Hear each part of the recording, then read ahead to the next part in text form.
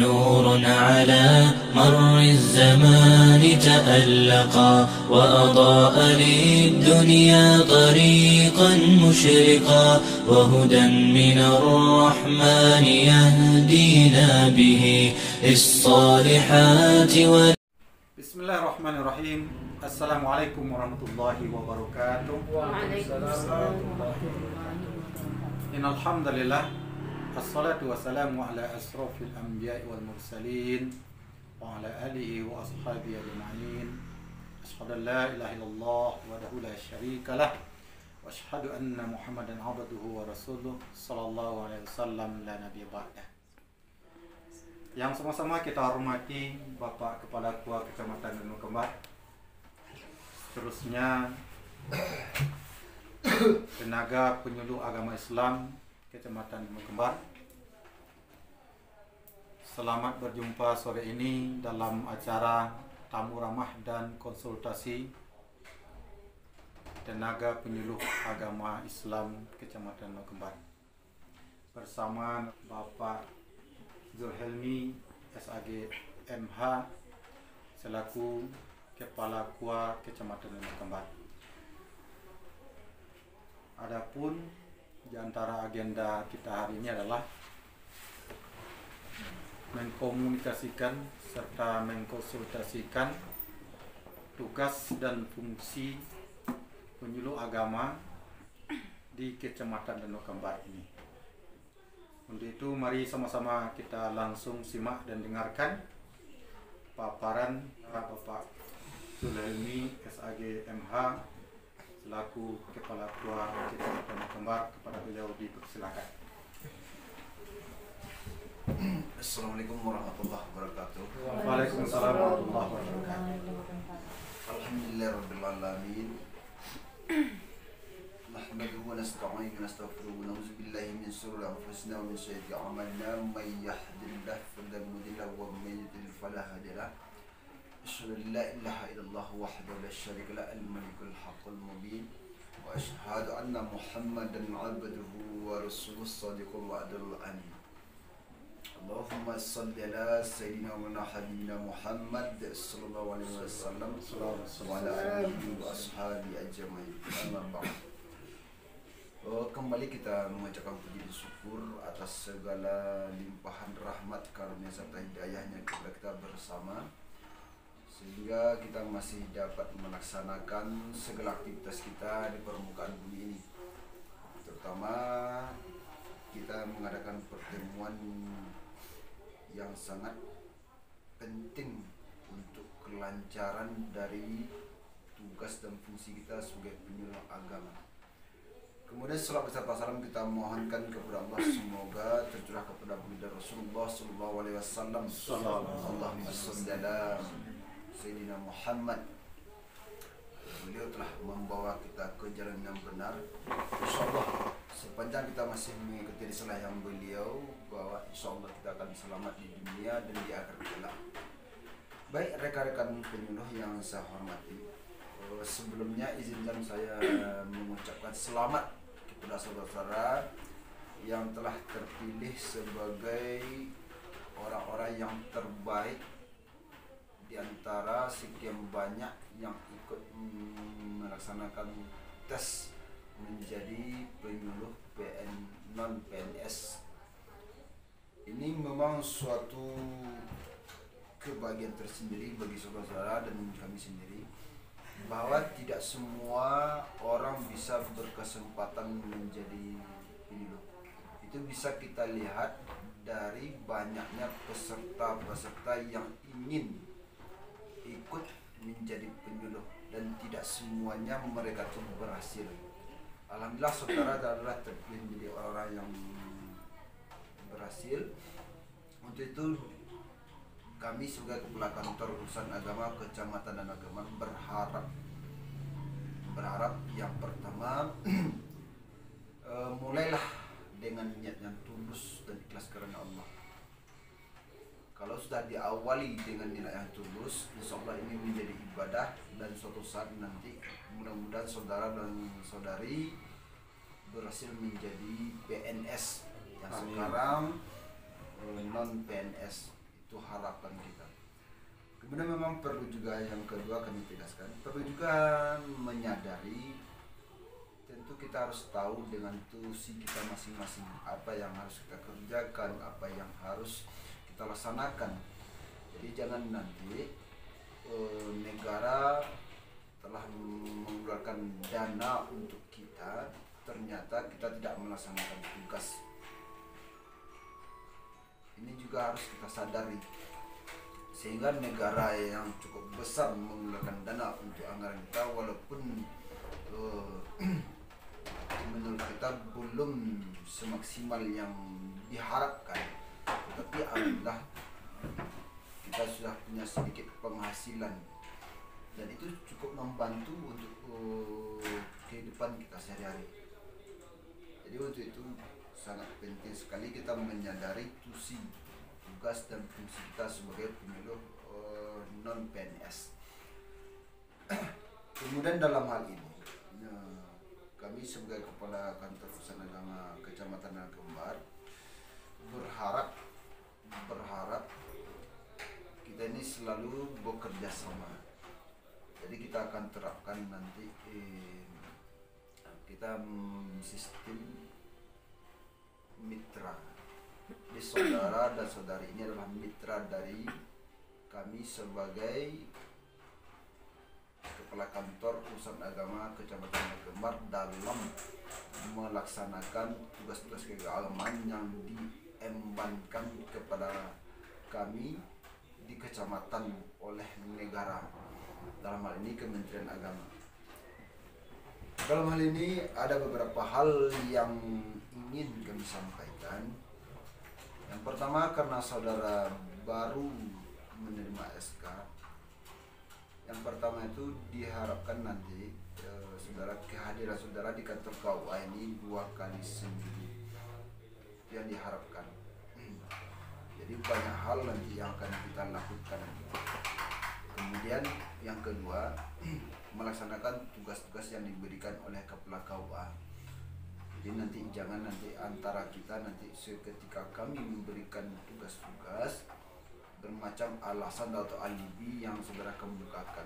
Kami tidak inginkan demikian. Karena pada demikian kita ini saling berkaitan dan kita ini satu lembaga. Itu yang harus kita sadari. Jadi keberhasilan kami di bidang keagamaan itu bukan berarti kepintaran atau kepandaian kami, tetapi ada orang-orang yang mendukung kami, ada orang-orang yang membantu kami. Makanya kami harapkan dari Danau Kembar ini maka terciptalah program-program unggulan yang mungkin bisa menjadi contoh teladan bagi yang lainnya yang kita harapkan. Kemudian mensukseskan tugas KUA di kecamatan. Banyak hal yang harus kita benahi di kecamatan kita, terutama bidang keagamaan. Baik itu kita kerjasama dengan wali negari, Pak Camat, Kapolsek, atau Porkom Pincap di kecamatan Danau Kembar ini. Jadi kita ikut mensukseskan apapun acaranya, dan coba saudara dan saudari lihatkan eksis saudara sebagai perpanjangan tangan dari Kementerian Agama. Jadi keberadaan kalian itu harus nampak betul-betul terlihat di tengah masyarakat. Kehadiran kita itu di tengah masyarakat bermanfaat. Khairun nas yanfa'un nas. Sebaik-baik manusia itu adalah yang bermanfaat kepada manusia yang lain. Di saudara ini sangat memberikan manfaat terhadap keberlangsungan keagamaan di Kecamatan Kembar. Demikian juga yang keempat, nanti bersedia memperingati, ikut serta dalam memperingati hari-hari besar agama Islam atau PHBI. Jadi nanti jangan kita lalai dalam hal ini. Ada acara keagamaan baik yang akan diadakan oleh masyarakat, kita tidak tahu, itu sungguh luar biasa. Minimal kita tahu kalau memang tidak bisa hadir. Jadi kalau diharapkan kita tuh hadir setiap acara-acara keagamaan yang baik dilaksanakan untuk tingkat negari, jorong maupun kecamatan, kita hadir. Jadi itu yang diharapkan. Yang kelima, kita juga ikut mensukseskan MTQ Naga, MTQ baik itu nagari dan kecamatan serta kabupaten. Perlu kita juga ikut mensukseskan MTQ provinsi sampai nasional. Sebab ini juga termasuk suatu program dari Kementerian Agama. Program Kementerian Agama dalam hal bidang MTQ. Kemudian yang penting juga yang keenam yaitu mensukseskan program keluarga sakinah dan BP4 dan BP4. Jadi perlu kita sadari bersama, memang kita punya tugas yang sangat berat dalam hal ini. Menciptakan keluarga sakinah mawaddah warahmah itu tidak semudah yang kita ucapkan. Banyak hal yang harus dipersiapkan, banyak hal yang harus kita benahi.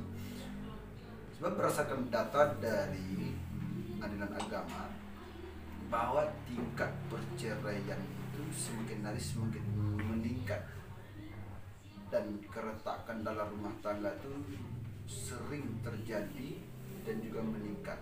Nah, ini apa masalahnya? Makanya kita bagaimana di tengah masyarakat keluarga itu betul-betul sesuai dengan harapan atau perintah dari ajaran agama kita, perintah dari Allah dan sunnah Rasulullah, itu keluarga yang sakinah mawaddah warahmah.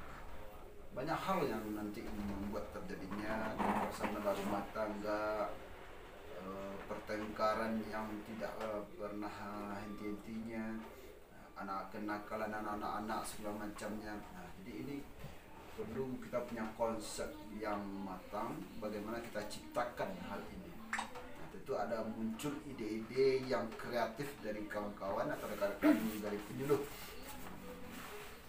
Kemudian juga yang ketujuh, pembinaan tahsin Al-Quran melalui MDTA dan MDT. Jadi karena kita punya program unggulan, masing-masing kita punya program unggulan, spesifikasi, kemudian juga masalah bagaimana gairah membaca Al-Quran ini terhadap generasi muda kita ini perlu kita tingkatkan. Sebab hari ini kita temukan, apa yang kita temukan, miris kita melihat hari ini, betapa banyaknya catin ini yang tidak bisa baca Al-Quran. Ini luar biasa, luar biasa. Siapa yang salah? Tidak bisa kita menyalahkan, apakah kita salahkan catinnya, salahkan orang tuanya, salahkan kita sebagai tokoh-tokoh agama. Mungkin semuanya terkait dalam hal ini. Nah, sungguh miris sekali kita. Dia mengaku sebagai umat Islam tapi tidak pandai baca Al-Quran, tidak bisa sholat. Ini kan sungguh luar biasa. Padahal ini sholat perintah wajib. Identitas kita sebagai Muslim itu adalah di sholat. Itu identitas kita.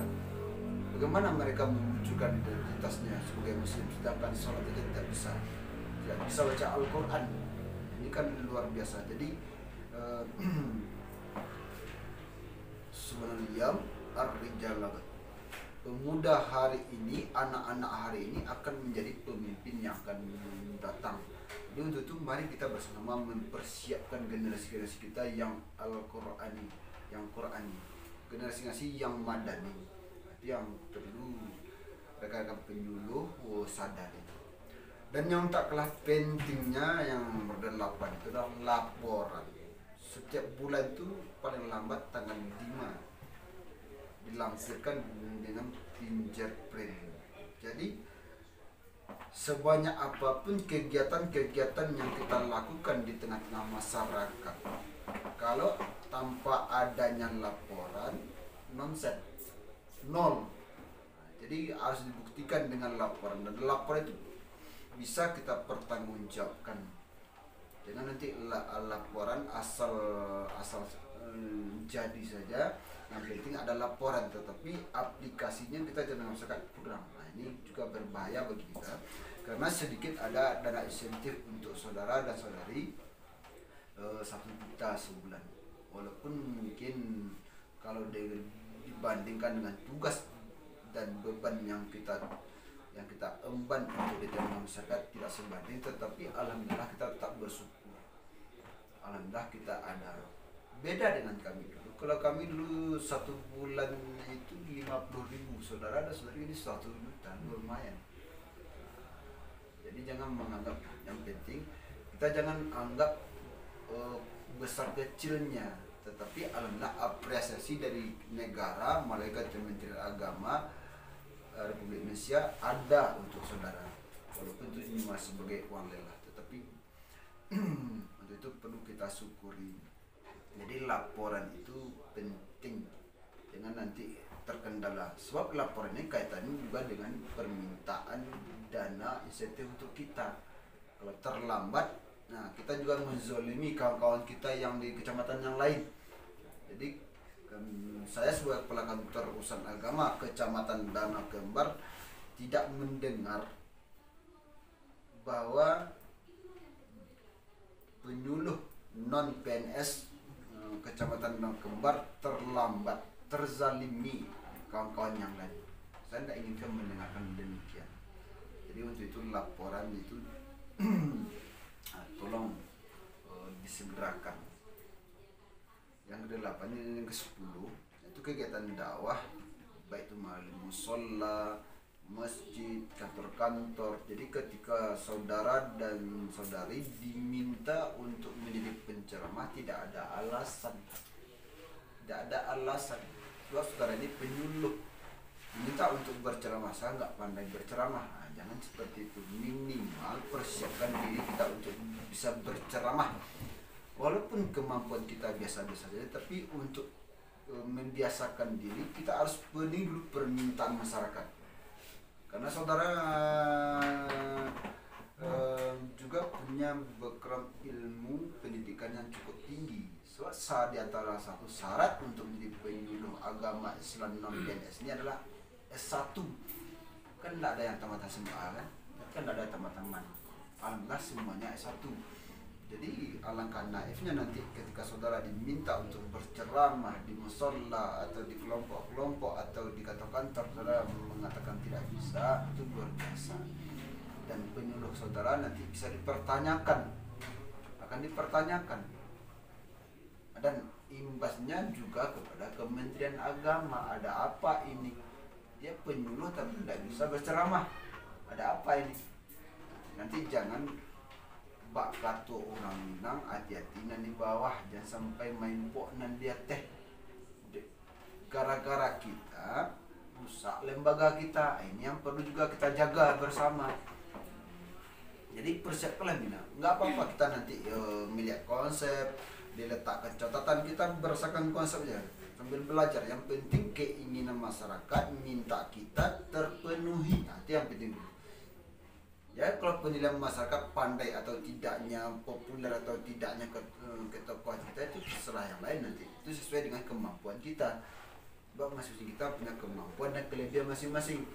Tetapi sepanjang kita mau belajar mengasah kemampuan kita untuk berceramah, insya Allah bisa. Jadi itu yang diharapkan. Jadi nanti ketika saudara dan saudari terjun di tengah masyarakat, diminta untuk memberikan sepatah kata atau ceramah, jangan mengatakan tidak bisa. Tidak bisa. Sebab masalahnya bukan pada diri saudara sendiri, tidak, tetapi pada lembaga kita. Nah, ini yang harus menjadi perhatian bagi kita bersama. Barangkali itu yang bisa kami sampaikan. Selagi-lagi kami sebagai kepala kantor urusan agama Kecamatan Danau Kembar mengucapkan selamat kepada saudara. Selamat telah menerima SK dan terpilih sebagai penyuluh Kecamatan Danau Kembar. Mudah-mudahan saudara dibimbing oleh Allah ke jalan yang benar, dilimpahkan berkah rahmat rezeki dan lain. Mohon maaf barangkali itu yang bisa sampaikan. Jika ada nanti penyampaian kami yang tidak pada tempatnya, kami mohon maaf. Bila jadilah. Assalamualaikum warahmatullahi wabarakatuh. Waalaikumsalam warahmatullahi wabarakatuh. Alhamdulillah, dari penjelasan yang disampaikan oleh Bapak Ketua kita tadi, ada hal barangkali yang perlu Ustaz dan Ustazah pertanyakan karena hal ini berhubungan dengan apa yang harus akan kita lakukan ke depannya. Jadi secara garis besar apa itu tugas dan fungsi kita sebagai penyuluh dan apa harapan beliau sebagai kepala kantor Kecamatan Kembar dan harapan barangkali yang akan disampaikan oleh masyarakat yang akan kita hadapi nanti. Silakan kalau ada yang mau bertanya, sebutkan namanya. Silakan. Ada Ustaz kalau ada yang mau bertanya. Kita cukup pada Cukup ya. untuk hari ini kita cukup. Barangkali demikian. Terima kasih acara temu ramah dan konsultasi bersama Bapak Zulhemi selaku Kepala Ketua Kecamatan Kembar, yang mana beliau merupakan atasan langsung dari penyuluh agama Islam PNS Kecamatan Kembar. Terima kasih. Selamat berjumpa. Assalamualaikum warahmatullahi wabarakatuh. Waalaikumsalam warahmatullahi wabarakatuh. Hasil kerja keras antum itu, kalau antum sukses, boleh jadi kerja keras antum cuma 30%-nya, 70%-nya. Disitulah tangisan ibunda anda yang menangis di pertengahan malam. Peluh keringat ayah anda yang dalam mencangkul itu berkata kepada Allah, ya Allah mohon, jangan sampai anak saya seperti ini keadaannya. Ya Allah jadikan dia lebih bahagia.